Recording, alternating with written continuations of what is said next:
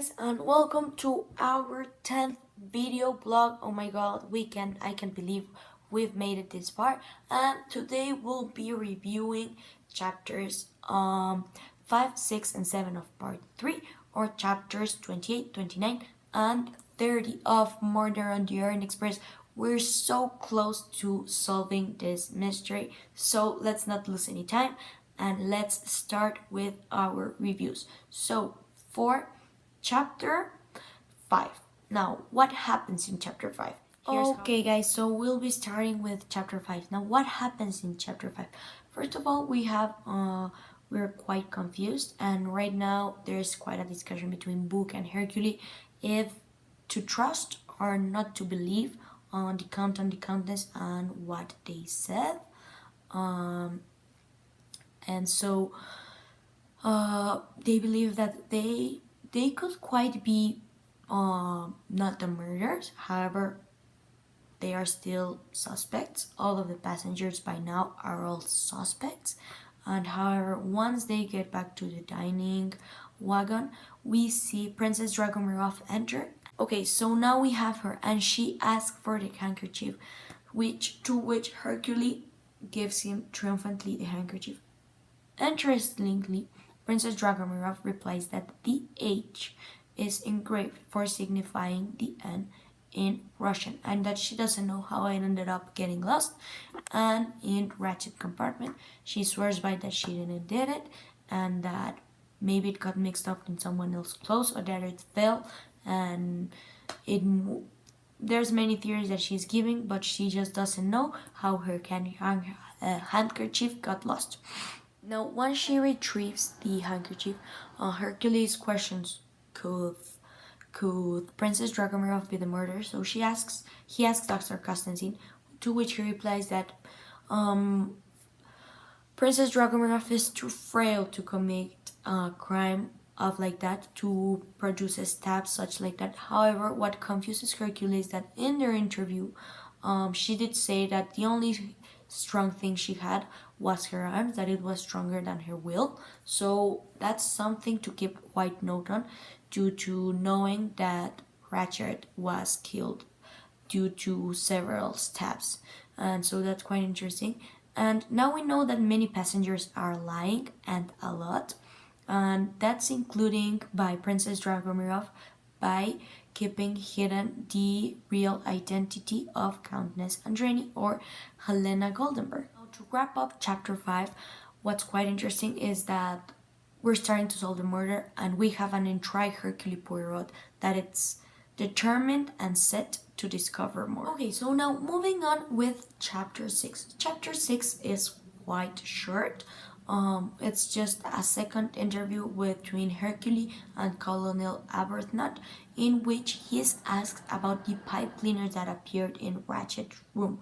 So when he's asked about them, he replies that he doesn't know how he landed in that room, that he never talked or made contact or something similar with Ratchet, so he has no idea how the pipe cleaners landed there. He was even asked if he murdered Ratchet, to which he denies it completely. He said he did not murder him.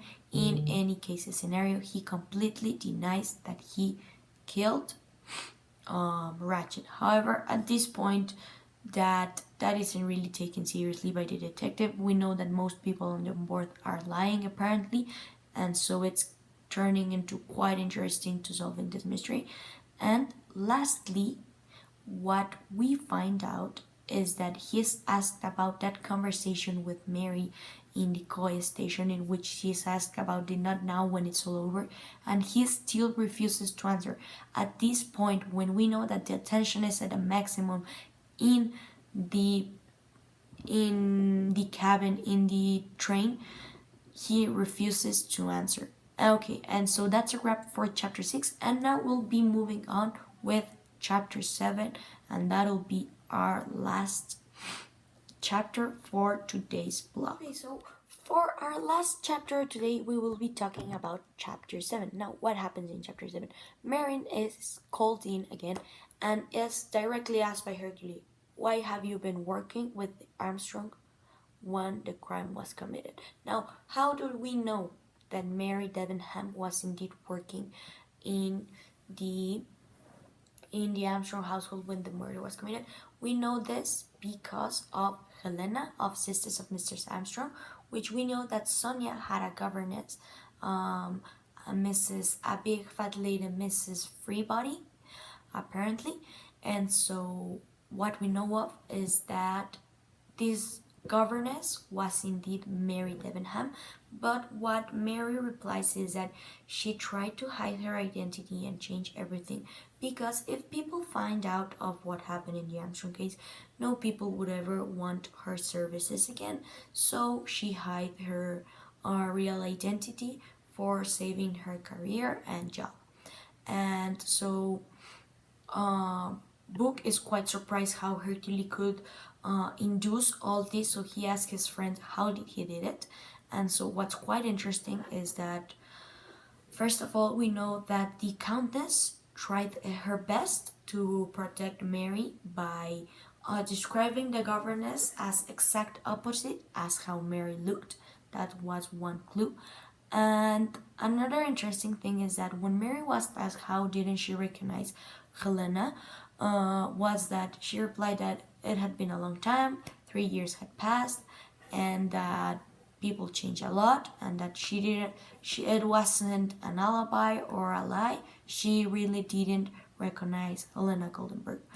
And lastly, but not least, what we have as an ending in this chapter is that how did Hercules make the connection of the Freebody and Debenham is that there's a store in London called Freebody and Debenham, and so Mary Debenham, we know that there was a governess called Freebody, so the connection was made immediately. And so that's our grab for chapter 7. Okay, now we're from 2 chapters to finishing this book. So I want to really focus on these 3 chapters because we have some major discoveries.